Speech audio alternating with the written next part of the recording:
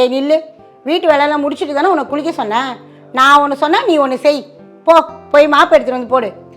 அத்தை பீரியட்ஸு, வயிறு வலிக்குது ரொம்ப. பீரியட்ஸ் ஆனால் வயிறு வலிக்க தான் செய்யும். ஏதோ நேற்றுக்கு தான் வயசுக்கு வந்த மாதிரி வயிறு வலிக்குது அதுன்னு காரணம் சொல்லிட்டு இருக்க. போ வீட்டு வேலையெல்லாம் பாரு. சரிங்க. வெள்ளிக்கிழமை அதுமா வீட்டு வேலை செய்ய அப்படி தயங்கிறியே, வீடுன்ற வீடு விளங்குமா? போ வேலை செய்யறதுக்கு சாக்கு சொல்கிறான்.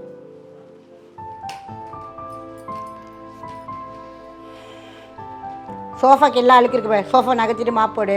நான் மார்க்கெட் வரைக்கும் போயிட்டு வரேன். அப்புறம் கிச்சனில் இருக்க பாத்திரத்தில் அலம்பி வச்சிரு. சரிங்க. ம்.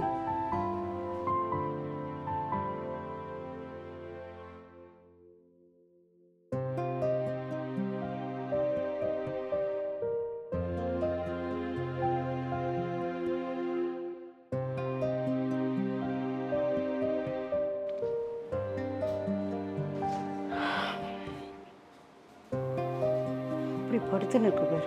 வித்யா ஏண்டி அத்தை ஏண்டி உன்னை மாப் போட்டுட்டு பாத்திரம்லாம் அலம்பி வைன்னு சொன்னா இப்படி ஹாயா படுத்து தூங்கிட்டு இருக்க? வயிறு வலிக்குது. வயிறு வலிக்குதா?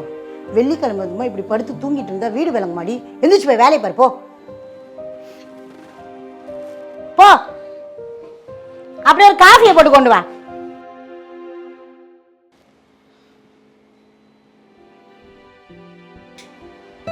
ஏ வித்யா, சாமிக்கு சமைக்கிறதெல்லாம் நீ கை வைக்க கூடாது கூட உனக்கு அறிவு இல்லையா?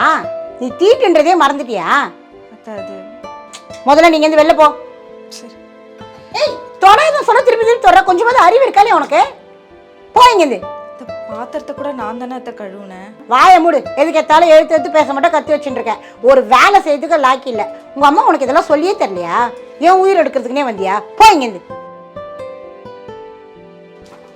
ச்சே.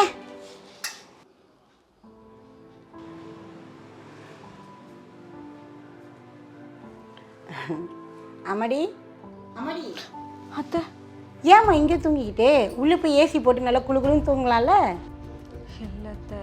என்ன இல்லை அத்தை? ரேஷனில் வாங்கிட்டு வந்த அரிசி பருப்புலலாம் வண்டு வச்சுருக்கேன், அதெல்லாம் பார்க்கலையா நீ? வண்டா? அதானே மகாராணிக்கு, அதுக்கெலாம் எங்கே நேரம் இருக்கு? போய் எடுத்து எல்லாத்தையும் காய வை. இப்போவா? இப்போ தான் வெயிலாக இருக்கே அத்தை. வெயிலில் தான் காயப்படுவாங்க. போய் காயப்படு, ஒன்றும் கருத்துற மாட்டேன். சரிங்க அத்தை. எல்லாத்துக்கும் ஏதோ சாக்கு புக்கு சொல்லிக்கிட்டு.